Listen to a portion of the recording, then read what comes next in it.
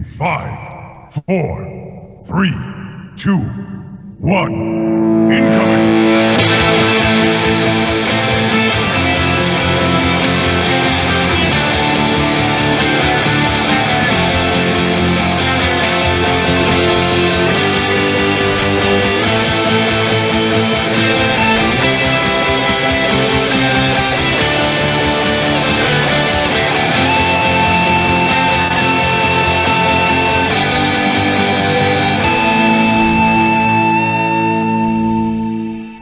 Welcome to the lab. What is up, everybody? Welcome to Omnic Lab, a podcast that focuses on strategies in the game of Overwatch. We're here to help you and ourselves learn through trial and error in our lab, even if things get a little crazy and may blow up. We'll brew some team composition strategies, and we'll stir in a few tips just to play a little bit better and hopefully equip you, the listener, with some instruments that you need to gain a strategic edge. I'm your host, Rob May. And joining me today is the one and only Andres Gomez. What's up? What's up? What's up? I dig the introduction. I really like it. Really sets the mood for what this podcast is all about. Yeah, super excited to be here. Second podcast. I feel like today is gonna be the first one where we really get to talk about some of the stuff about like the game a little more in depth. So I'm excited about it. Last one was a little more of an introductory podcast because we just didn't want to come off right off the bat like, hey, listen to all these things. Who are these guys though? Yeah, exactly. I really like this show more so than our first show because like the first one kind of just sets you guys up as to like what you can expect from the show as a whole, and it's a good way to like direct people. It's kind of more of a logistics thing, whereas today it's finally like, okay, now this is the real first show. Yeah, let's talk about Overwatch. Yeah.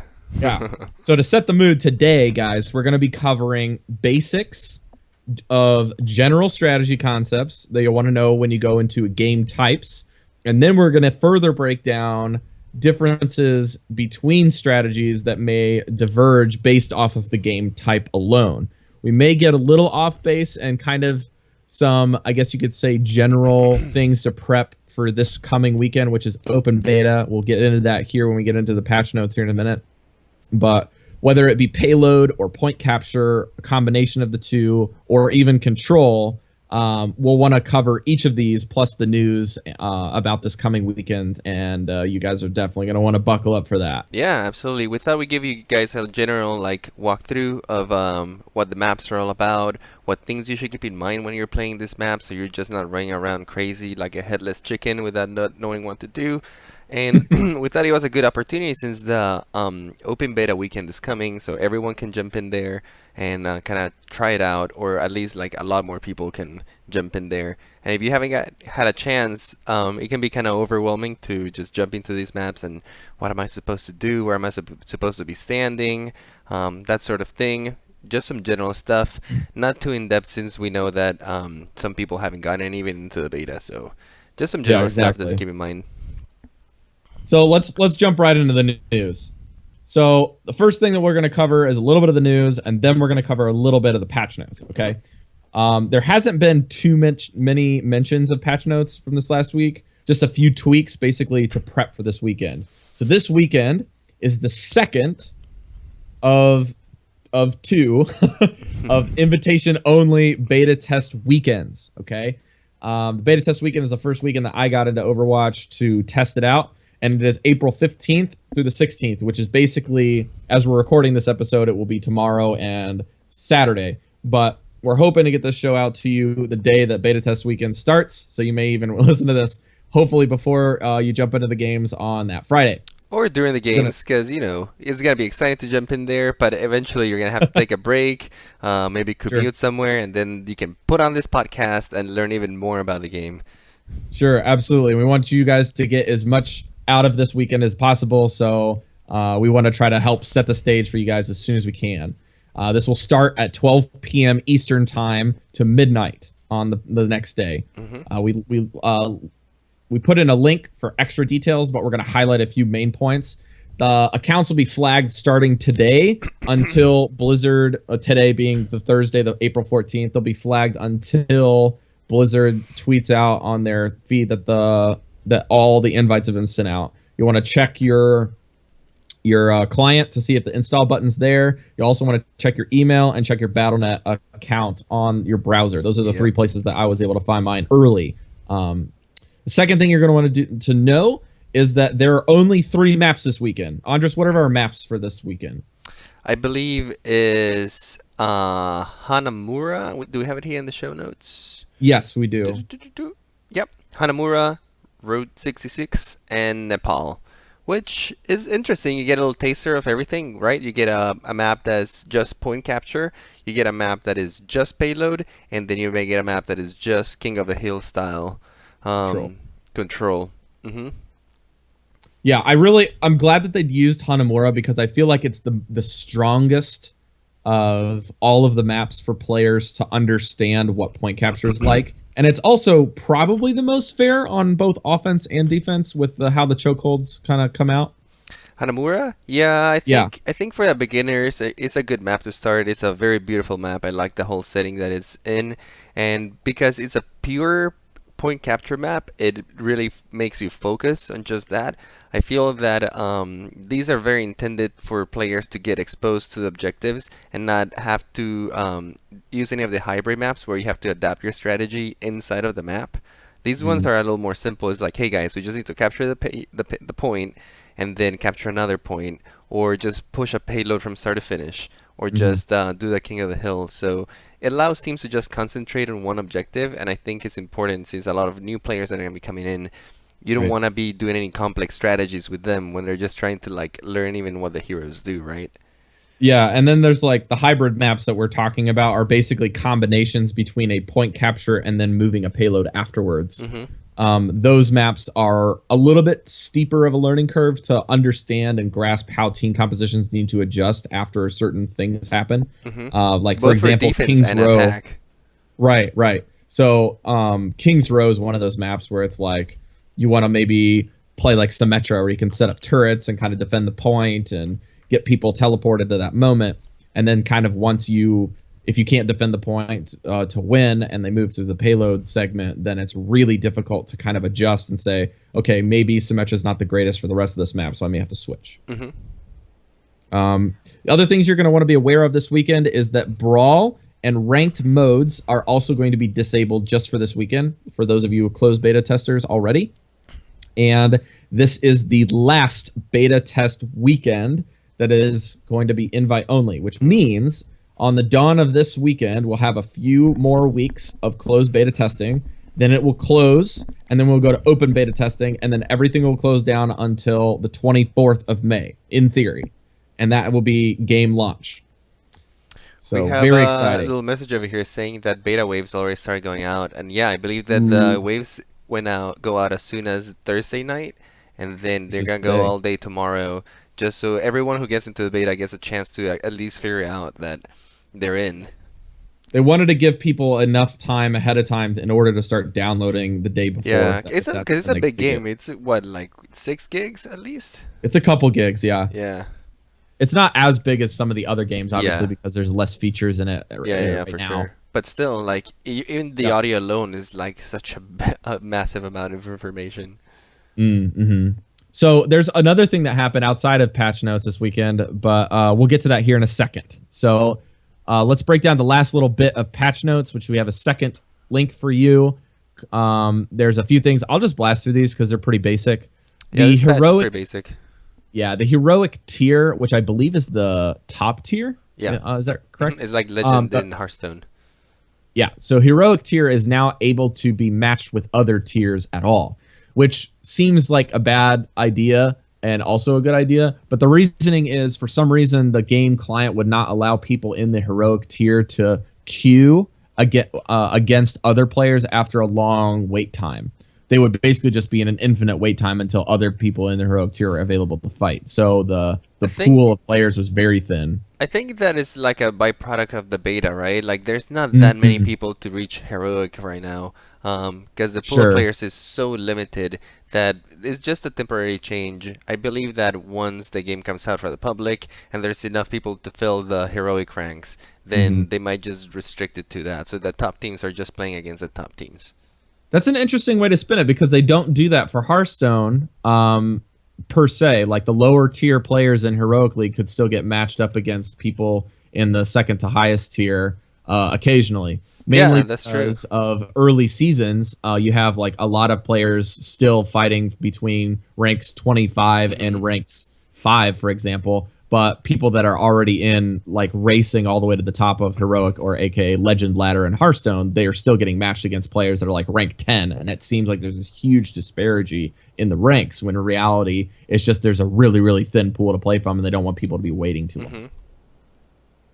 So that's the first thing and probably the least important. So we'll move on.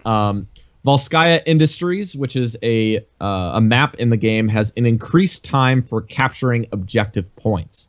Volskaya Industries, I believe, is a point capture rotation map. Is that correct?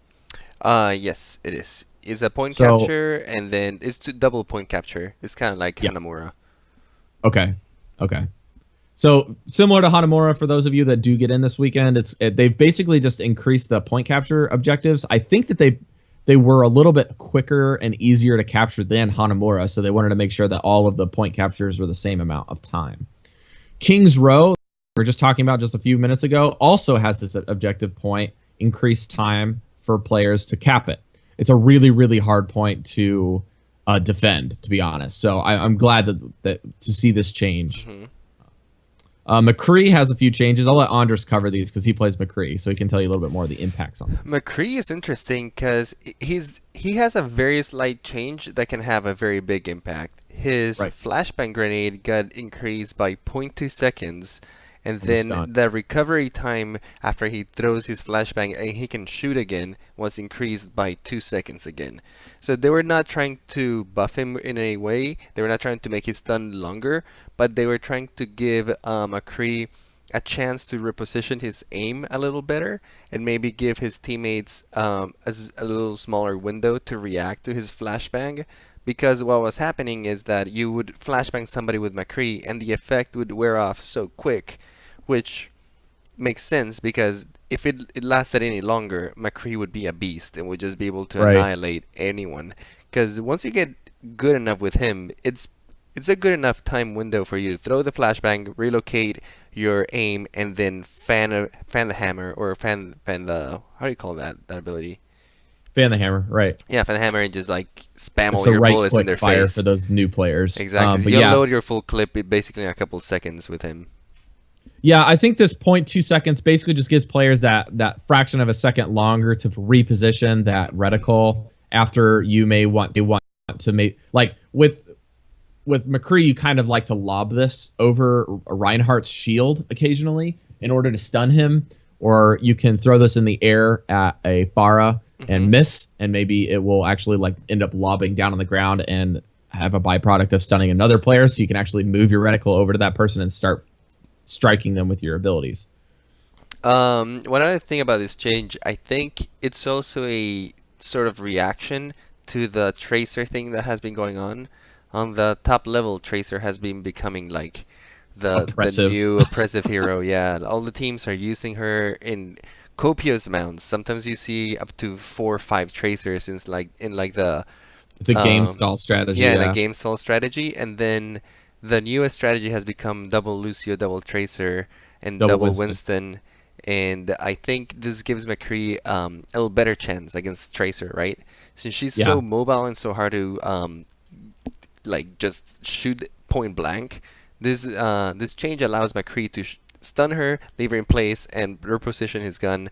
Hopefully, you can kill her before she backtracks in time, or her backtrack is on cooldown. The stun is basically designed to be targeting against Tracer, like you were saying. Because Tracer is super oppressive, and they really want to reward McCree's picking McCree into Tracer, because that's inherently one of the designs around McCree is to counter Tracer. At close range, right? Yes. But the thing about Tracer is her mobility is so good that shooting her point blank is really hard, even if you're a good sniper or a good McCree that had hit scan really well. So yeah, this is a change against that, I feel. But yeah, let's move on. There's just a couple more. Reinhardt's Earthshatter ultimate ability no longer grants him also ultimate charge on the next one, which is a weird bug that they just basically just brings him in line with all the other heroes. All the other heroes' ultimate doesn't charge ultimate. Roadhog, who is the one of the other tanks that is from Australia, his chain hook pulls smaller targets closer to him.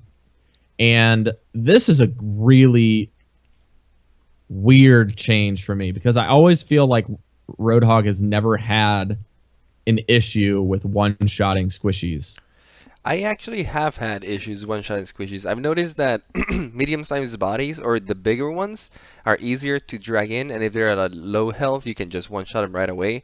But sometimes when you would drag like Lucio or Tracer, you would fire in front of their faces, and not enough pellets would hit them so that they could jump away or just run away.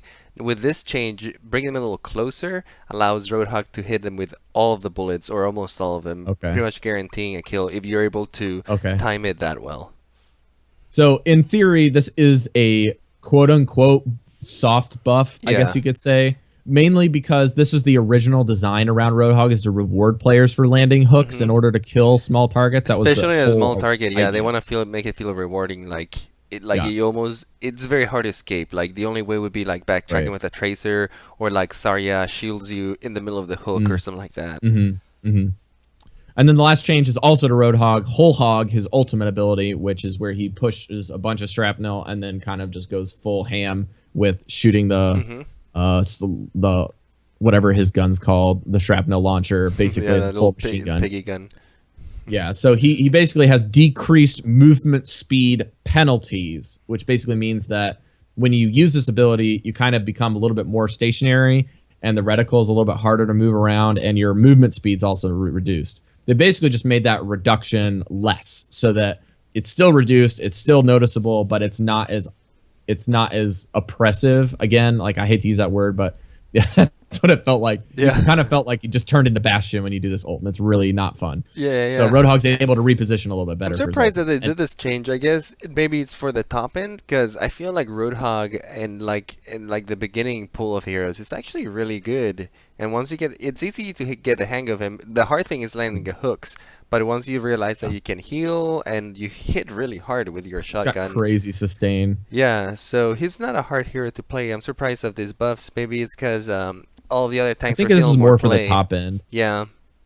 Like nobody's really picking him ever in top end games. I found him sometimes better on defense than on offense. Sometimes it depends on the map, really. On point captures. Yeah, Reinhardt just usually takes the pick in most maps because his shield is so useful.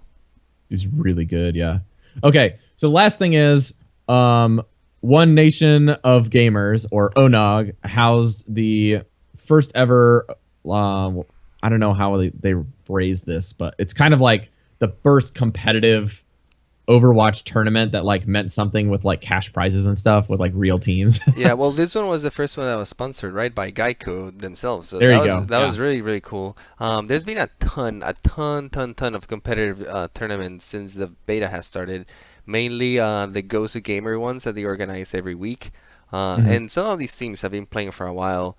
If any of the listeners are watching the competitive scene, they probably know these teams already. IDDQD, Cloud9, Reunited. Those are like all of the three top names right now, I would say, in the scene. And they were all at this tournament, really well put together. If you guys didn't watch it, I would at least recommend watching the final. The final was really interesting and nerve-wracking. Yeah. So check it out. ONOG Overwatch Invitational Finals. It was Cloud9 versus Reunited. And so far, like from what I've heard, the European scene and the American scene have kind of like stuck to their particular regions, with IDDQD being the only one that was kind of like playing all over the place. And then this is the first time that Cloud9 really goes out of like their region and plays in Europe, because I think the playoffs were regional, but once the quarterfinals and final came about, they played it intercontinentally, right? And they had some ping issues from some of the players' perspectives. Yeah, there are a few ping issues, but I mean, what can they do? It's still the beta. I'm sure that when the game comes out, the competitive scene they'll invest a ton of money in servers, and these type of tournaments might just be played, locally. Sometimes they'll fly the players. But at least for this one, it was overseas. So there were some ping issues, but The final was Cloud9 against Reunited on the European server, and Cloud9 won decisively. Like it wasn't like even a contest. It was very one-sided. Yeah, I think They just like they outpicked them in the startup stage. They outplayed them. I mean, it was just like on every level of the strategy plus the mechanical skill. They were just yeah, they were dominated. just amazing. I remember at one point one of the guys from Cloud9 just picks this Bastion, and I swear to God, it was like if he had a magnet stuck in his reticle to the heads of these people. Yeah. It was like Yeah. I've never seen something like this. It was like watching an aimbot for the first time. Yeah, it was like if he had Soldier 76 ult on his Bastion. He was just got like 5 kills. It was headshot, headshot, headshot, headshot after headshot, like not even missing a bullet. It was pretty amazing. He like deleted Tracer a couple times too. Yeah, exactly. Tracer, that's so hard to aim at, and he just like would get him. So I definitely recommend watching it. It's a pure display of skill for sure. And you guys get to see some of what the top end is kind of doing. The comp, for example, that we're talking about, double Winston, double Tracer, double Lucio. It's becoming a very standard comp that works on many maps. It's very flexible. So it's cool. Yeah, for now. Let's see how it works. A lot of people are complaining about Tracer being so strong, but I thought at that level of play, I thought it was even fun to watch the Tracer versus Traces battles. I think some of the players are annoyed because, especially if you're like Widowmaker and you're trying to target, 3 Tracers just moving around everywhere, it's a mess. Yeah. But I was having fun like watching this stuff. It's entertaining for the viewer by far. Yeah, for sure. It's hard to cast, I bet. Everyone moves so fast. Yeah, the casters did an excellent job, and I just actually was interacting with one of them. I think it was the main host. I can't remember his name. ZP or hexagrams.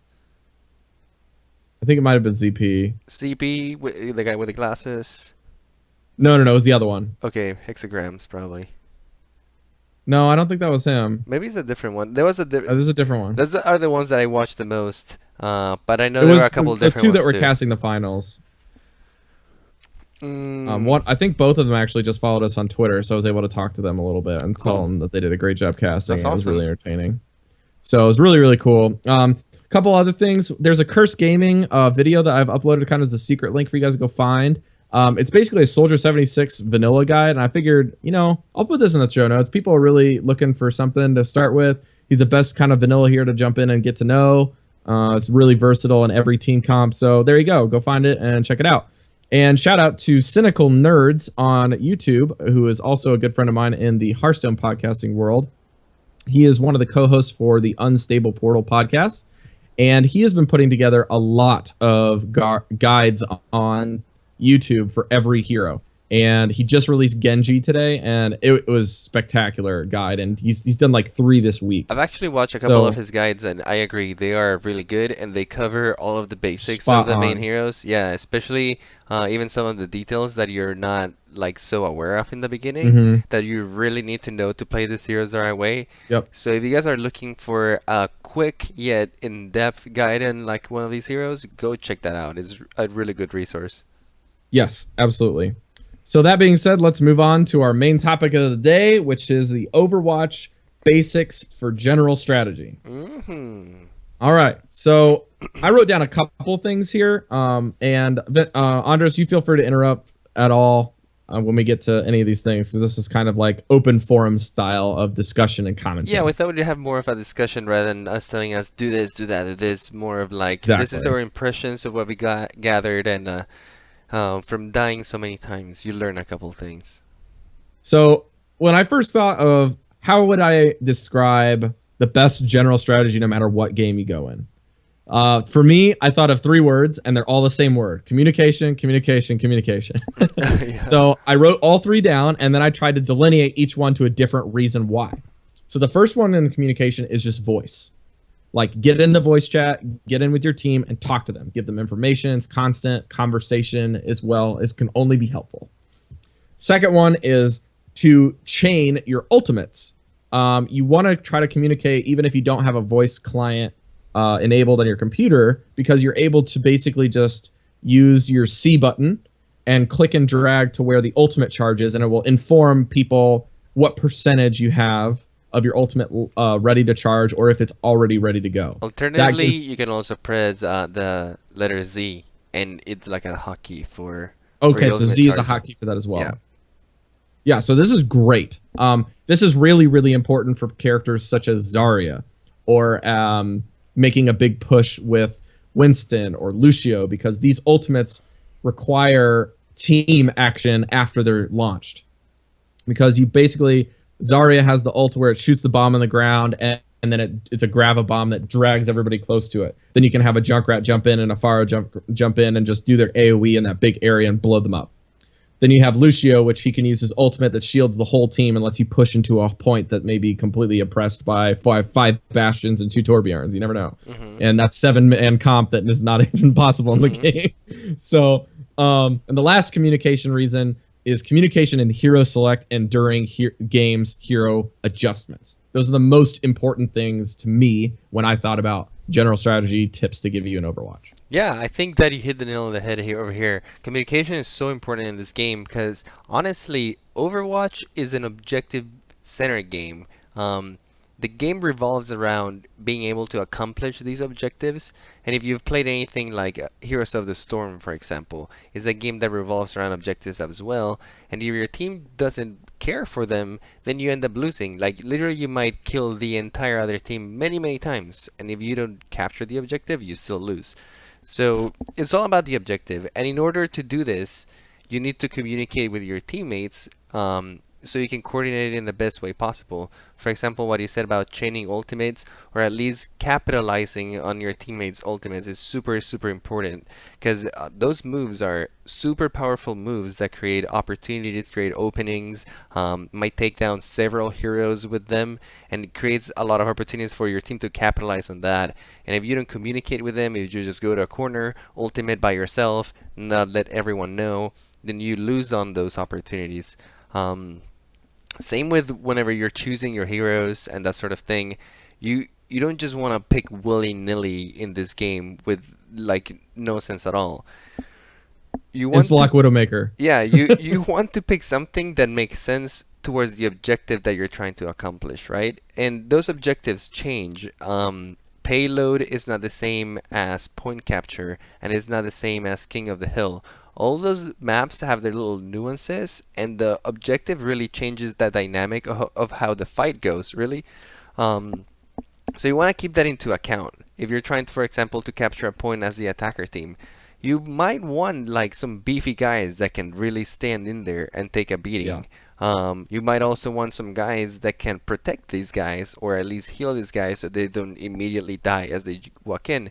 And then you might want some guys that create some space for you, throw in some grenades, get everyone out of the way so that your guys can actually move up into them.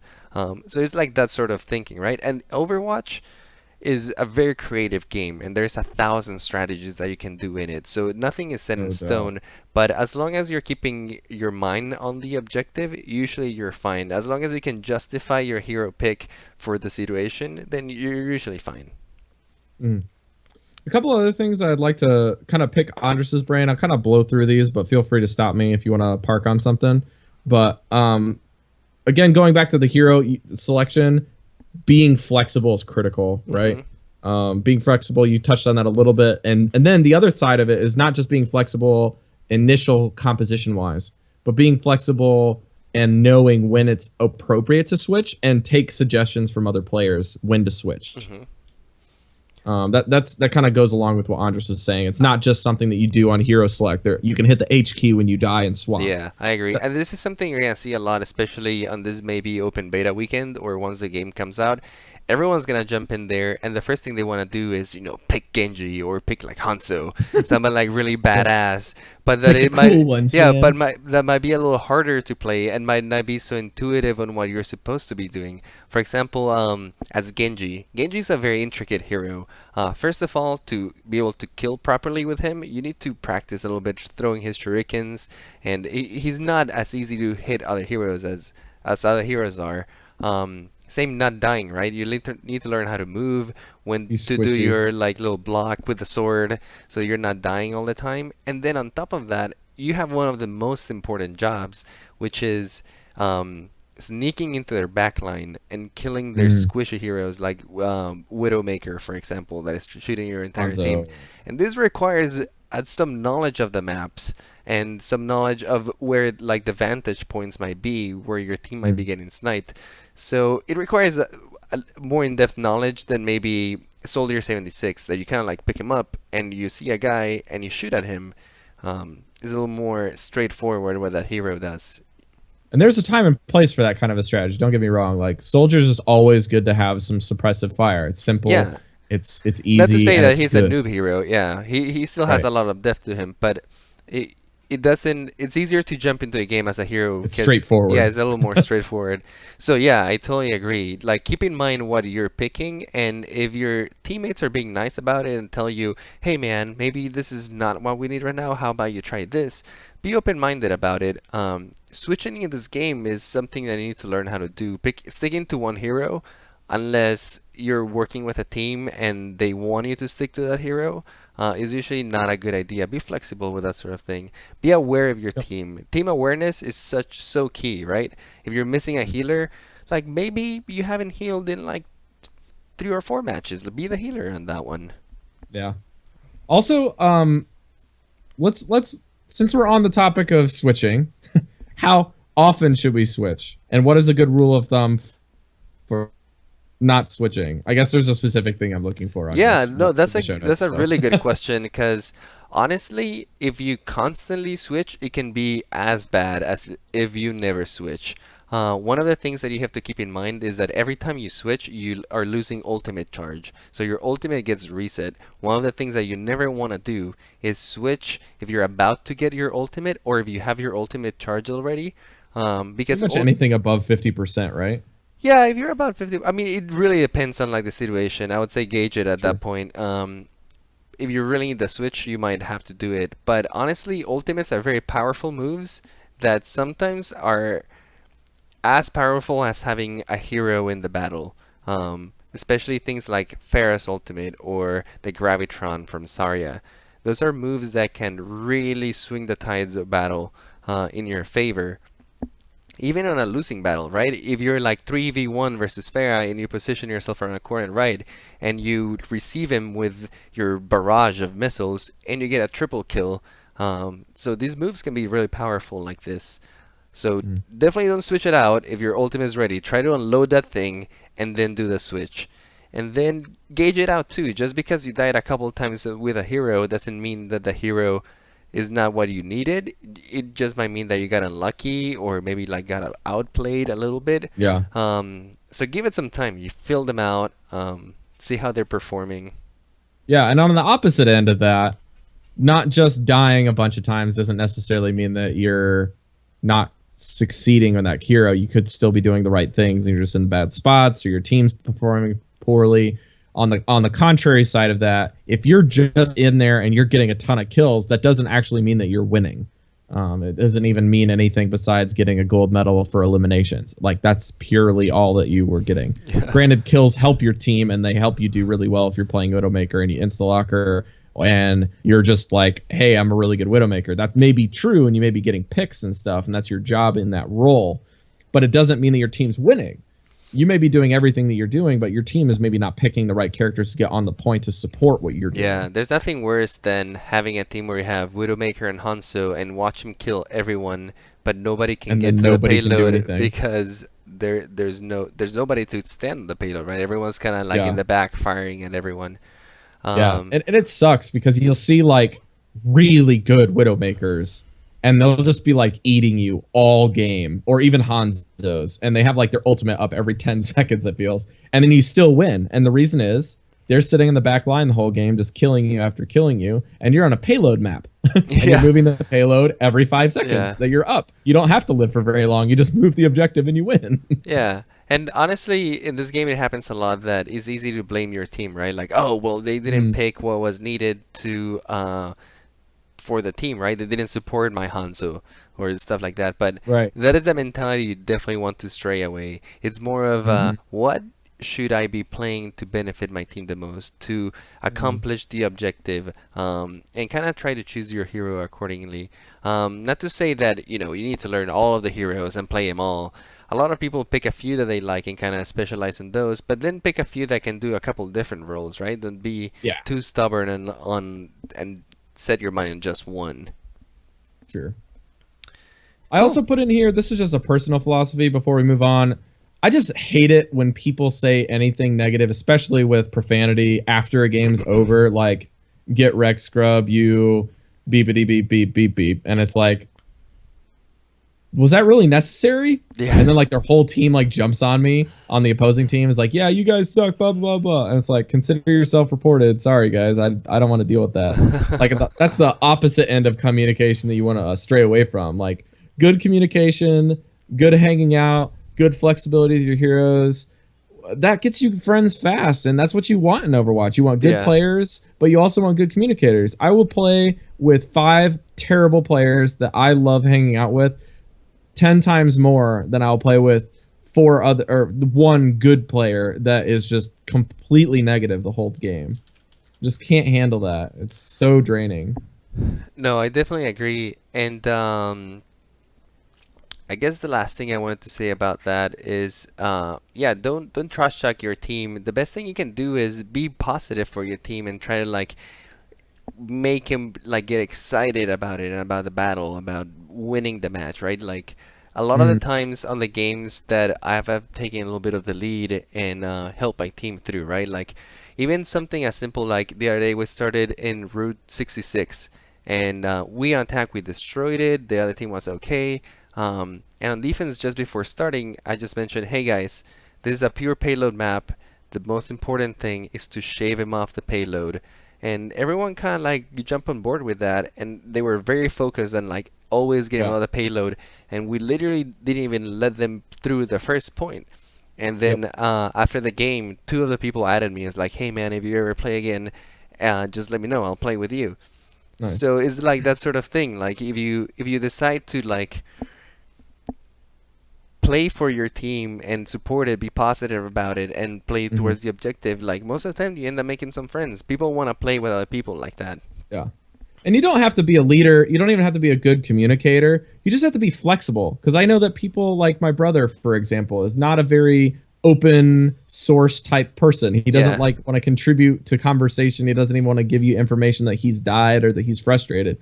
He just plays the game. And so if you have at least 1 or 2 people in the team comp that's kind of telling you, hey, this is probably good here, I'm going to go this, but if you want to go that, that's fine, blah, blah, blah, blah. Like, so, as long as somebody is feeding information, that's why you need team captains, obviously, but like, just be flexible. Like you can even shut your mic off if these are horrible people. As long as you're adjusting to them, they're going to enjoy playing with you. Yeah, and that's a rapport that you want to build. Well, that's a valid point too. If you're not the guy that likes going on the voice chat and like taking charge of the team and stuff, be mindful that sometimes the people who don't necessarily are there because they want to tell you how to play or because they want to just get their way, you know what I mean? Like a lot of times these people are just trying to win, and they realize that because this is a team game and a communication game, somebody has to do it, right?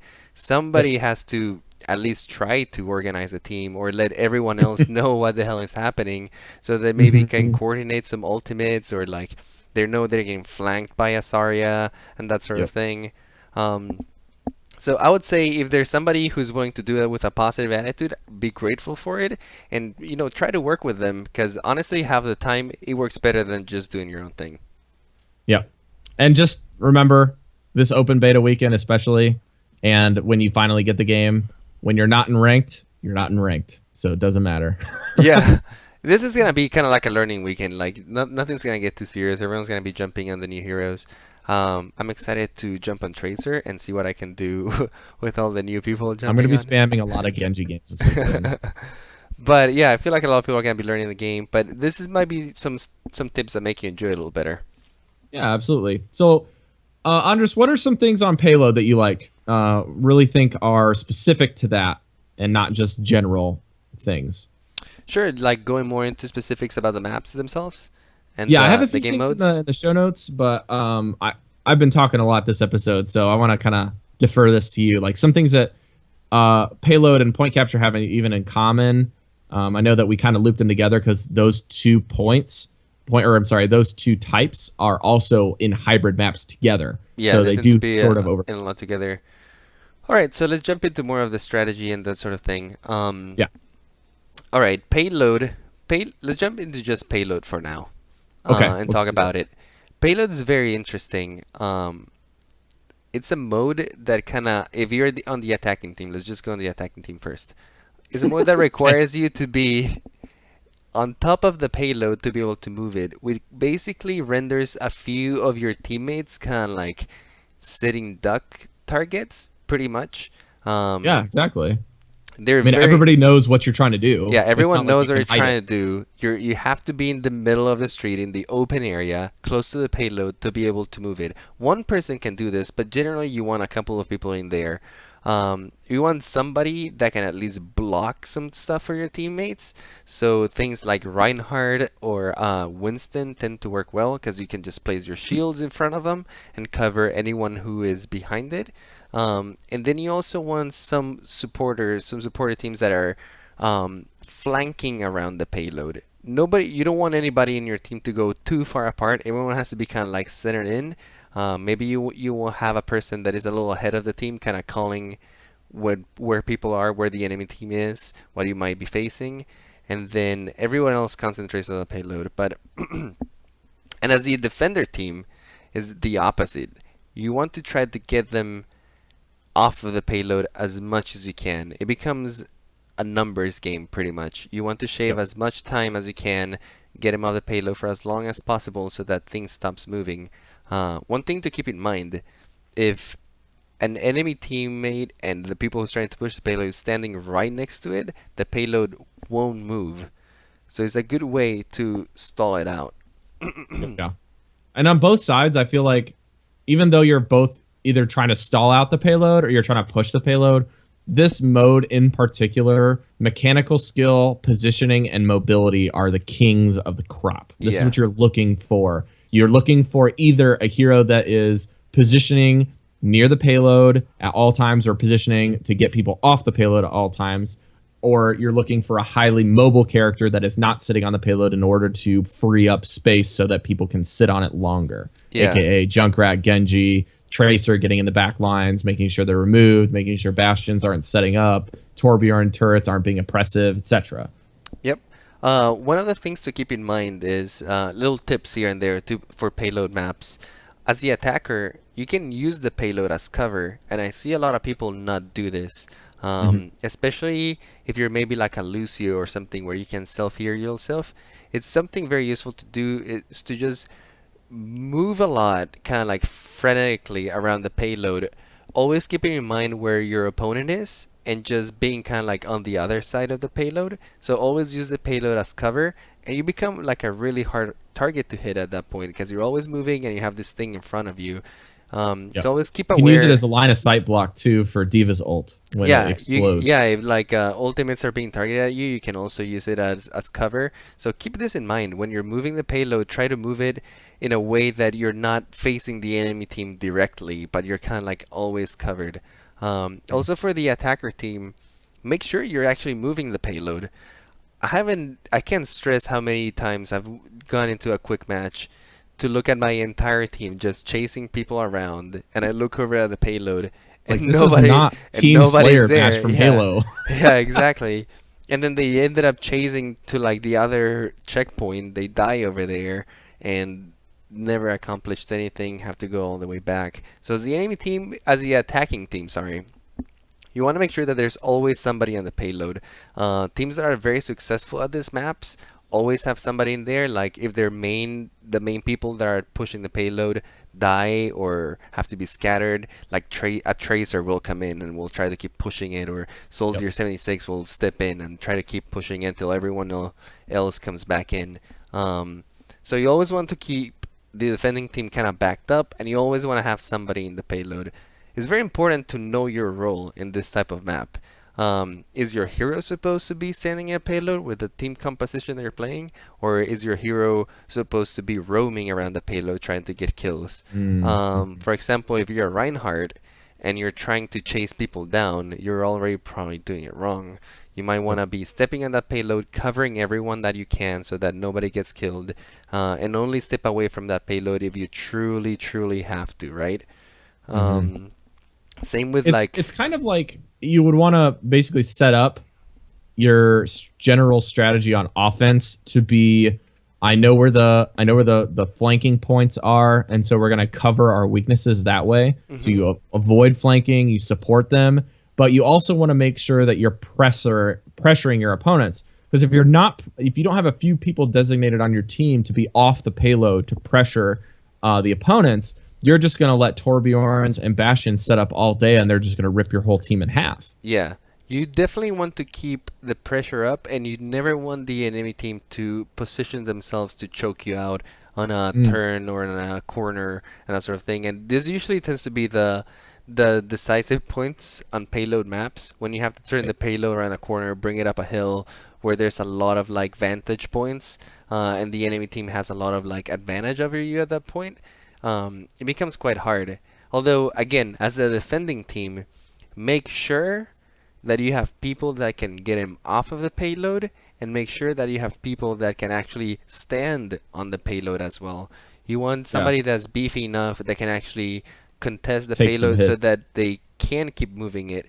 Because let's say if you pick two Widowmakers, a Hanzo, Torbjorn, and I don't know, Bastion, full firepower, right? You could be killing them left and right, but that one Lucio that is using the payload as cover is moving the payload by himself, and you have nobody there to contest him, nobody there to stand on the payload and stop it for you. So as the defending team, you also want to keep that in mind, and maybe pick a position where your team is covered, and you're creating a choke point, and you have somebody that can always stand there on the payload, kind of like a Reinhardt or a Roadhog or a Winston, and kind of like hold the line there, right? A lot of enemy teams, once they're able to get the attacker team off of the payload once, and they have to respawn and come back, they try to set up around it. So they'll put like Symmetra turrets around it. They'll put a Bastion on top of it and be like, you're not getting back on this payload. Yeah, and it's important to note, when you're on defense, you can move the payload. You can move the payload backwards up to the last checkpoint. It moves slower, but you can, yeah. Yeah, and another thing that's also important, offense and defense, the more people that sit onto the payload up into a cap of 3, I believe, will move the payload at a faster pace. Yep. Not much, but it will move faster. So the magic number is always 3. You want to have at least 3 of your teammates on the payload, and maybe the other 3 supporting around them. Yep, whether you have kind of like, let's just give a sample, okay? So like a sample team comp that would be decent at this, kind of a vanilla team comp like off the top of your head. the infamous composition that is getting played right now. Double Tracer, double Lucio, and double Winston. That is a very solid composition for payload maps. So good. You can have both Lucios and both Winstons on top of the payload. The double shield from Winston that creates a bubble around it, you can place it on the payload so they get carried. Or you can stagger them. Yeah, so they get carried with it. And it creates a bubble that protects both of the Winstons and both of the Lucios. And because both of them are kind of tanky, and the Lucios can heal so much, they can at least gauge where everyone's coming from the safety of the bubbles, and then the Winstons can jump on like whatever Widowmaker or stuff is flanking them, and then you got Tracers just flanking everyone left and right. Pressure. Yeah, so it's a good team composition. It's solid for this sort of thing. Yeah, and the other thing that the Lucios kind of got overshadowed by is the reason that this successful, the reason for 2 Lucios instead of Lucio Mercy, which is also another comp, basically just run the same thing, only have Lucio Mercy and maybe McCree Tracer, but is because you can have both Lucios have a different operation. So one of them has this thing called crossfade, which allows them to switch stances. One is speed and one is healing. With 2 Lucios, you can have both. So you can actually have the Winstons and the Lucios on the point with increased speed and having constant healing at the same time, which is really freaking good. Yeah, it's really good. Everyone's moving fast. Everyone's getting healed constantly. And then, like you said, you have one Lucio always on the speed and one Lucio always on the healing. And I think stagger the ultimates. I think the one that is on the healing always stays on the healing, and then the other one tends to switch. Because with your he can be more mobile with your E on Lucio, you kind of get like a healing boost, right? You make your Right. song heal more. So if your team really needs an emergency heal, the speed Lucio changes to the healing song and boosts it up. There's a ton Right. of healing constantly, plus the double shield ultimate from Lucio, and the monkeys can become the red gorillas with extra health that can jump everywhere. So And like knock it's people a back. quite resilient like team of four. Plus they're really hard to hit tracers, just flunking everyone. Yeah. Um, The last thing I would like to highlight here, this is more general defense. I don't know how I put this under payload, but you basically just need to always know the map. Knowing the map is so critical to executing your strategies. It lets you know where health packs are. It lets you know where there are points on the map that you can actually jump off the edge, aka knocking people off the map with characters that have a knockback. It allows you to also avoid places where you can charge as Reinhardt so that you don't run off the map. You also have these other interesting ways that you can move around. There's a place on Volskaya Industries where you can jump on the left side with double jump with Genji and then use his sword ability to jump across this huge gap where you can have just Pharah like fly across of it. It basically just allows you to go around the whole map, even though most of the 21 characters can't do that. So knowing the map is so good, and it also lets you know to have, it's kind of like the fire safety, always know where your exit is. It's the same thing when you play shooters. You always got to know where you can Yeah. bail. Agreed. Cool. I think that covers payload, at least the general basics. We're not going too much into the depth of how to play each hero in some of these Right. maps because that's kind of out of the scope of this episode. Hopefully, we can do some episodes where we concentrate a little more on the heroes themselves. But at least we want to give an overview of how to play these things for the open weekend. Yep, and then to close the show, we have our last section of this strategy, which is King of the Hill or control, point control. And So I this guess one- we can skip it's- capture. We didn't talk too much about it. Okay, I was just going to use this point to kind of use point capture as kind of like to describe the 6 tracer overtime stall, and that was True. basically gonna... All right. You want to do that? Yeah, let's do it. Okay, so King of the Hill is kind of similar to the rest. The 6 tracer strategy was also used in overtime as a general thing for payload, but I like using it for the King of the Hill. So, for example, if it's overtime, that means if anybody's on the point more than the people on the point on your team, the overtime bar will drain, and whoever's capturing or holding the point will win. And if you I kick believe people off as the long point, as you have one teammate on the point while it's not yours, you get overtime. I don't think it matters how many enemy heroes are in the point against one. As long as it's one teammate on your point, you get the full overtime bar is there. And as soon as there's nobody in the point, the overtime bar slowly drains. And if it reaches 0, you lose. Yep. So the 6 tracers is really nice on point capture maps because the distance between where you spawn and where the point is usually really short. And second, tracers have the fastest mobility from getting from point A to point B on any map. It's a cool strategy, although it's kind of like a last moment kind of like It's a desperation pick. Things went south. Plan D, guys. Plan D. Plan D, all tracer go. All tracer. That's usually how it goes. But at least if we talk about generally about point capture and how you should approach it, and I guess point capture, or not point capture, but control. King of the Hill. Yeah. I like calling King of the Hill because control doesn't really kind of like Yeah. mean anything. But anyway, for control, Yeah, we won't spend too much time on this. you need to capture the point before the enemy team does, and both of the teams are trying to capture the point. Whoever captures the point first starts accumulating a percentage, and if you reach 100%, you win the game. But the enemy Best of team 3. can contest the point from you and take it away.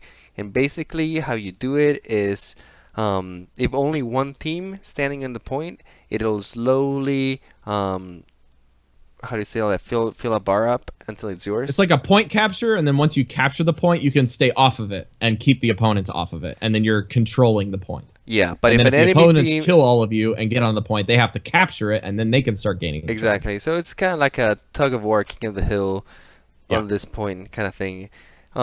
Usually these points are quite hectic. The battles are very fast. Like you said, both teams start really close to the point, and it's easy to get there.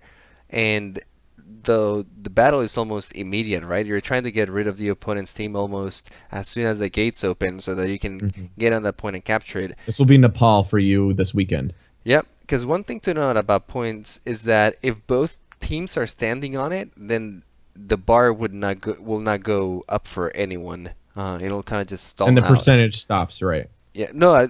As long as the point is yours, the percentage still keeps going. But if nobody okay. has the That's something I point, if didn't nobody know. has the point, then nobody can cap it as long as they're both standing in there. Huh. Okay, that's good to know.